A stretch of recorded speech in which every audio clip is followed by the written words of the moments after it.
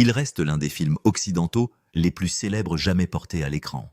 Son casting inoubliable détenait suffisamment de puissance de star pour illuminer Hollywood. Ses moustaches emblématiques sont devenues une partie de l'histoire de la culture pop, et ses fusillades légendaires sont restées gravées dans la mémoire de générations de cinéphiles. Des décennies après sa sortie, Tombstone continue de constituer une référence du genre, citée à l'infini par les fans qui peuvent réciter des scènes entières de mémoire. Pourtant, cachée sous sa surface polie, se cache une histoire si remarquable qu'elle change la façon dont le film est compris une fois que la vérité éclate au grand jour. Étonnamment, l'homme qui a aidé à découvrir cette histoire cachée n'est ni Kurt Russell, ni l'inoubliable Val Kilmer. Au lieu de cela, c'est Sam Elliott, l'acteur à la voix grave dont la performance imposante dans le rôle de Virgil Earp portait l'autorité discrète qui a fondé tout le film. Elliott a été témoin d'événements se déroulant derrière la caméra dont la plupart du public ignorait l'existence, et il a compris des dynamiques qui sont restées cachées à la vue du public pendant des années. Son point de vue révèle que Tombstone n'était pas simplement une autre production hollywoodienne, mais un film constamment au bord de l'effondrement. Une fois que vous comprenez ce que Sam Elliott essayait de préserver tout au long du tournage, chaque scène commence à avoir un poids émotionnel différent. Les combats se déroulant derrière les caméras sont devenus presque aussi dramatiques que les fusillades légendaires qui se déroulaient devant elles. Les désaccords créatifs, les crises de production et les décisions impossibles ont façonné le film, fini d'une manière que le public n'aurait jamais pu imaginer. Soudain, Tombstone devient plus qu'un western. Il devient l'histoire d'un groupe d'artistes qui se battent désespérément pour sauver le film auquel ils croyaient. Avant de comprendre ce que Sam Elliott savait, il est important de comprendre à quel point Tombstone a failli disparaître avant même d'arriver en salle. Aujourd'hui, il semble impossible d'imaginer que le film n'existera jamais.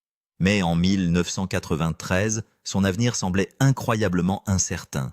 Hollywood avait largement abandonné le genre occidental, estimant que le public ne se souciait plus des histoires d'hommes de loi et de hors-la-loi. Les studios ont considéré les risques financiers des westerns plutôt que les opportunités à succès. Pendant des décennies, les westerns ont défini le cinéma américain, créant certaines des légendes les plus durables du cinéma. Au début des années 1990, cependant, le genre était tombé en disgrâce, remplacé par les films d'action, les thrillers et les drames modernes qui dominaient le box-office. De nombreux dirigeants pensaient que l'ère de la narration occidentale classique avait tout simplement pris fin.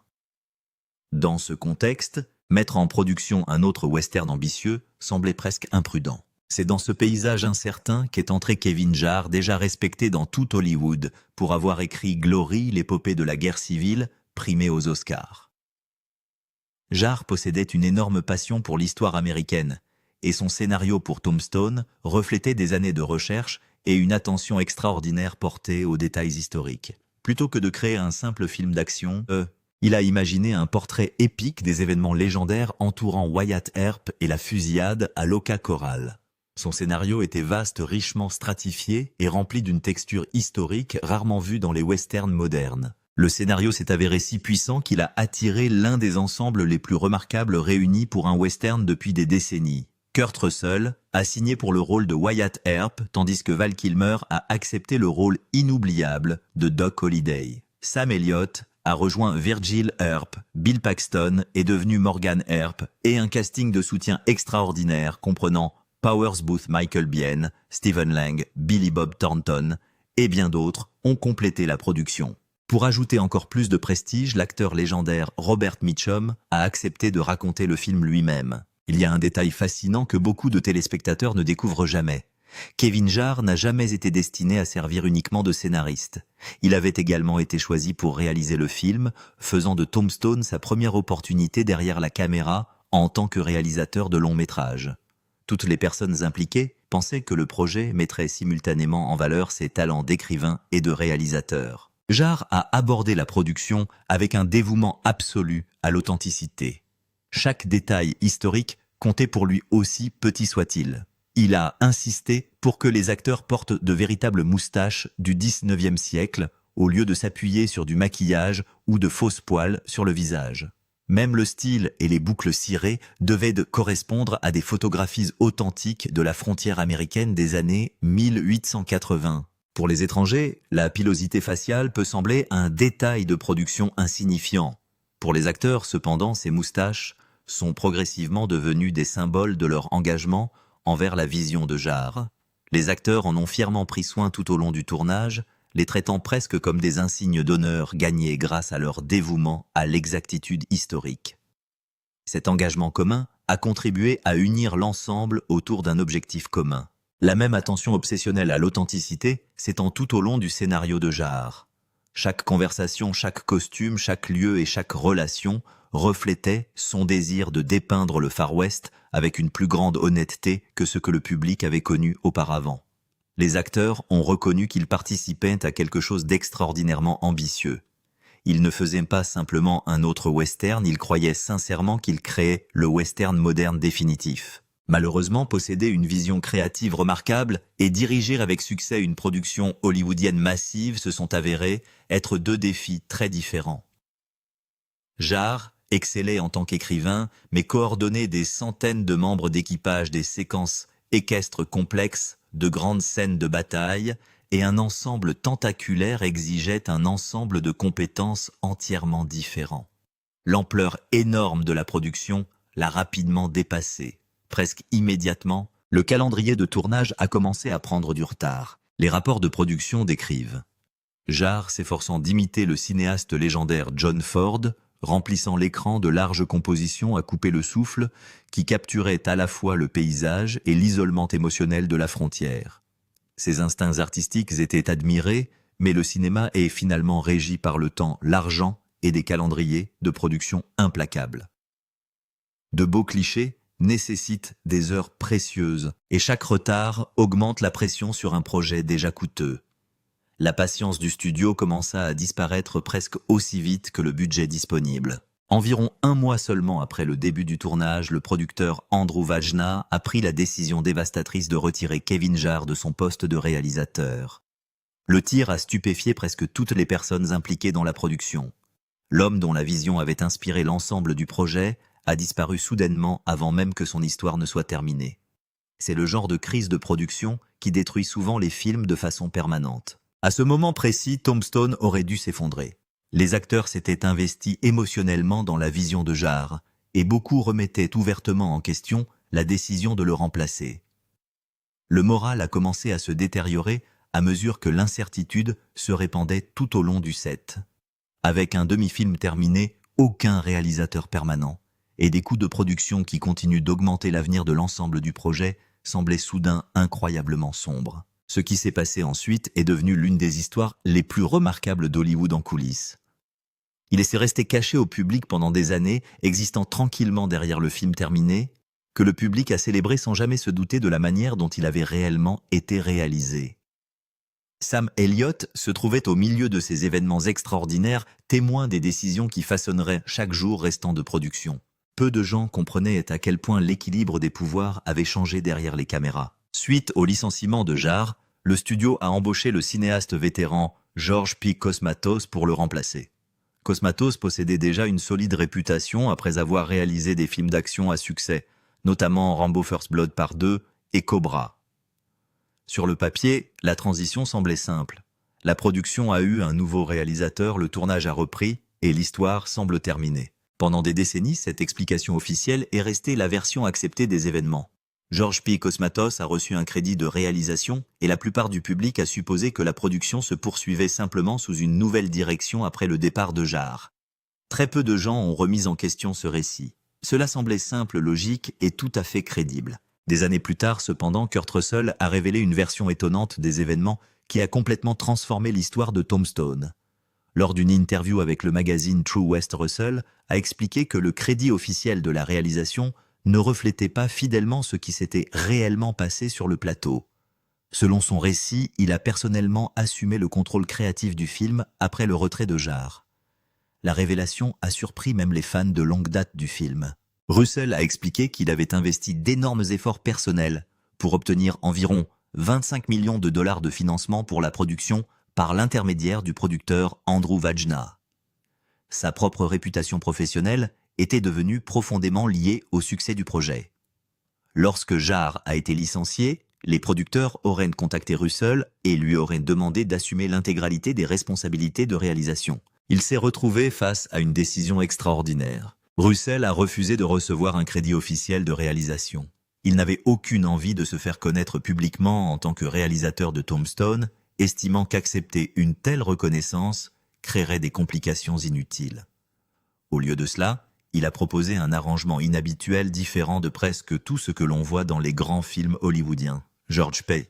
Cosmatos servirait publiquement de réalisateur, tandis que Russell guidait tranquillement la direction créative dans les coulisses. Selon le récit de Russell, l'arrangement suivait une routine incroyablement spécifique. Chaque soir, il préparait des listes de plans détaillés décrivant exactement comment les scènes du lendemain devraient être filmées. Il rendrait ensuite personnellement visite à Cosmatos, lui remettrait ses plans et discuterait du programme à venir. Le lendemain matin, Cosmatos arrivait sur le plateau et exécutait les scènes selon les préparatifs de Russell. Russell a également fait une promesse solennelle. Tant que George P. Cosmatos restait en vie, il ne révélerait jamais publiquement leur accord privé, ni ne discuterait du fonctionnement réel de la production. Fidèle à sa parole, Russell est resté complètement silencieux pendant des années. Ce n'est qu'après le décès de Cosmatos, en 2005, que Russell a finalement partagé publiquement cette histoire remarquable en 2006. Un autre détail fascinant ajoute encore une autre couche à l'histoire. Selon Russell, la recommandation d'embaucher George P. Cosmatos est venue de nul autre que Sylvester Stallone, qui avait déjà travaillé avec succès avec le réalisateur chevronné. Cette simple suggestion aurait peut-être finalement sauvé la totalité de la production. Sans cela, Tombstone n'aurait peut-être jamais été achevé. Comprendre cet arrangement caché explique pourquoi le rôle de Sam Elliott dans les coulisses est devenu si important. Lorsque l'acteur principal façonne également secrètement la direction créative du film, chaque décision artistique entraîne soudainement d'énormes conséquences. L'influence de Russell s'est étendue bien au-delà de sa propre performance dans le rôle de Wyatt Earp. Cela a touché le scénario lui-même. Alors que la production se poursuivait, Russell a conclu que le scénario original de Kevin Jarre était tout simplement devenu trop volumineux pour être filmé avec le calendrier et le budget restant. Des choix difficiles sont devenus inévitables. Des séquences entières devaient disparaître si la production espérait se terminer avec succès. Ce qui a suivi est devenu l'une des batailles créatives déterminantes de tout le film. Travaillant aux côtés du producteur James Jacques Russell, a commencé à supprimer une trentaine de pages du scénario de Jarre. Des intrigues entières ont disparu presque du jour au lendemain.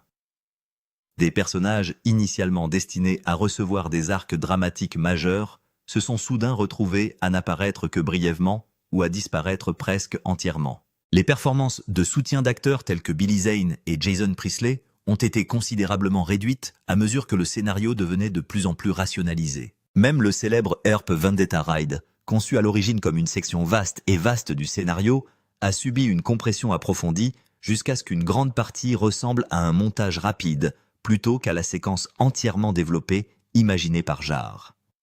Russell a compris que des sacrifices douloureux étaient nécessaires si la production espérait survivre. Chaque page supprimée représentait un autre compromis difficile entre ambition artistique et réalité pratique. Le raisonnement de Russell était centré sur une idée puissante. Il pensait que le cœur émotionnel de Tombstone n'était pas simplement la fusillade à Lokai Corral ou le conflit historique lui-même, mais l'amitié extraordinaire entre Wyatt Earp et Doc Holliday. Il a ensuite décrit leur relation comme l'une des plus grandes histoires d'amour du cinéma entre deux hommes, non pas romantique mais profondément loyal, profondément émotionnel et forgé à travers un danger partagé et une confiance absolue. Pour renforcer ce noyau émotionnel, tout ce qui l'entourait devait devenir plus ciblé. Russell pensait que le public se connecterait beaucoup plus profondément au lien entre Wyatt et Doc si les intrigues secondaires inutiles disparaissaient. Le résultat fut un film moins axé sur la complexité historique que sur les relations personnelles. Cette décision créative a finalement contribué à définir la version de Tombstone que le public connaît aujourd'hui. Le plus surprenant peut-être est que Russell n'a pas protégé son propre rôle pendant le processus de montage. Plutôt que d'étendre le temps d'écran de Wyatt Earp, il a encouragé à plusieurs reprises Kevin Jarre, qui a continué à réviser certaines parties du scénario, à redistribuer les dialogues entre les acteurs secondaires.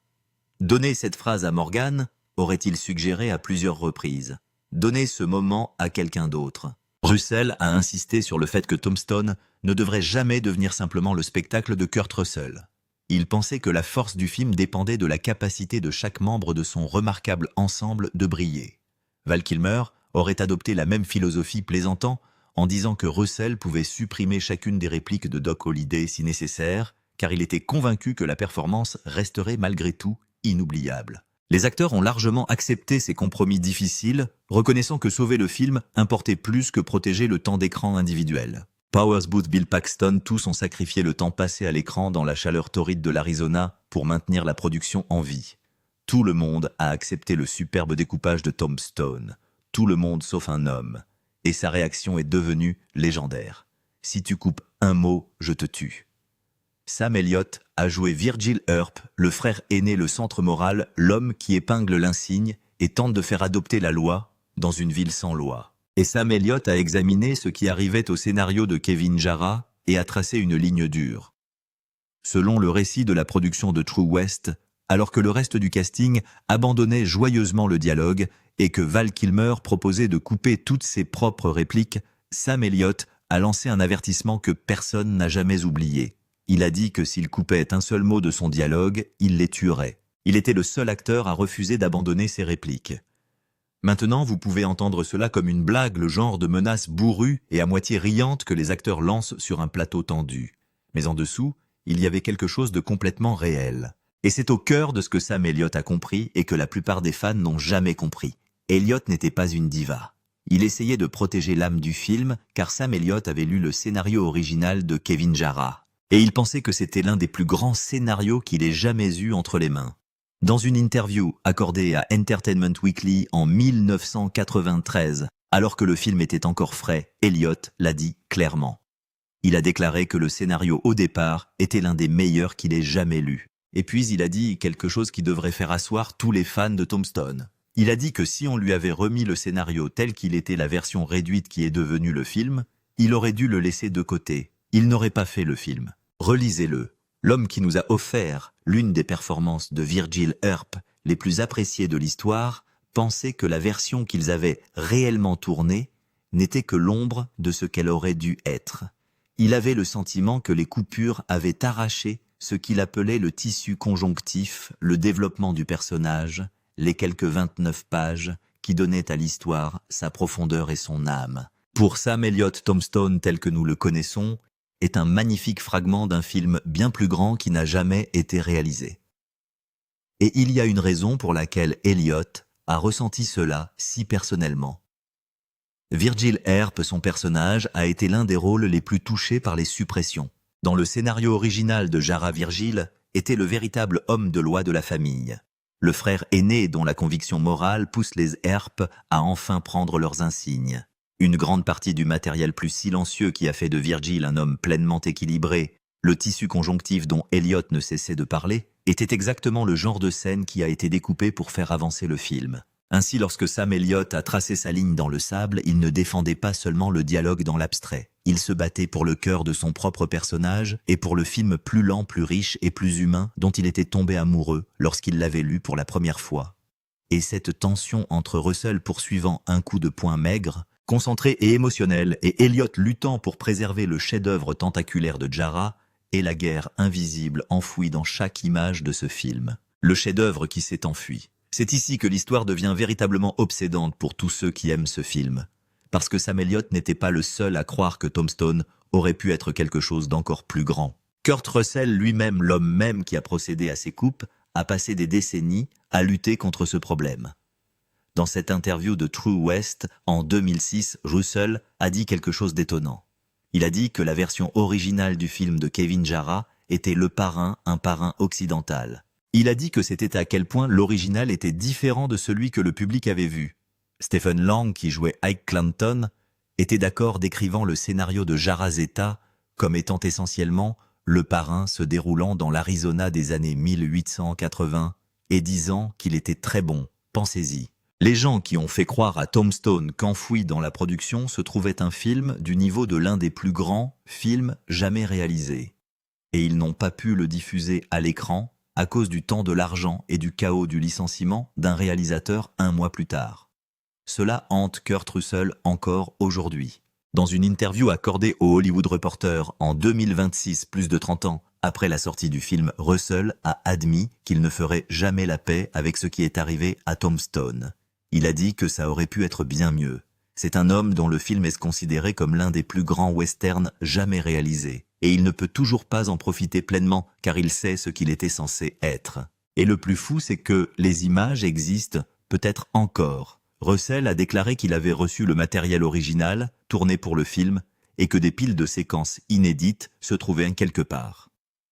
Pendant des années, les fans ont réclamé un véritable montage du réalisateur, une reconstitution de la vision complète de Jarrah, la version parrain de Tombstone. Russell a laissé entendre qu'il pourrait le faire un jour, qu'il devrait revenir à ses anciennes notes dans le scénario. Il a même mentionné avoir retrouvé la dernière scène qu'il a écrite, une scène d'hôpital entre Wyatt et Doc. Mais cela n'est jamais arrivé. La plus grande pierre tombale reste verrouillée exactement comme Sam Elliott le craignait.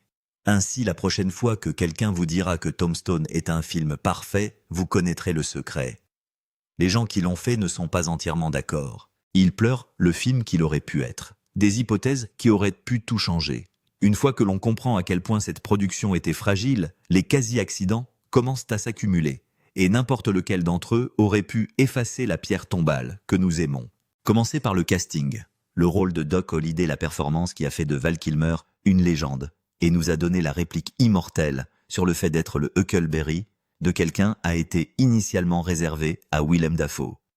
La seule chose qu'il a arrêtée, c'est la politique hollywoodienne. Le studio Disney était toujours nerveux à propos de la controverse entourant le film précédent de Dafoe, La dernière tentation du Christ, et a refusé de le choisir. Ce refus est la seule raison pour laquelle Val Kilmer a obtenu le rôle. Mais cela va encore plus loin. À un moment donné, le producteur Andy Vajna a proposé une version complètement différente du film à Kurt Russell. Il a demandé à Russell ce qu'il penserait de jouer Doc Holliday lui-même, avec Richard Gere intervenant dans le rôle de Wyatt Earp.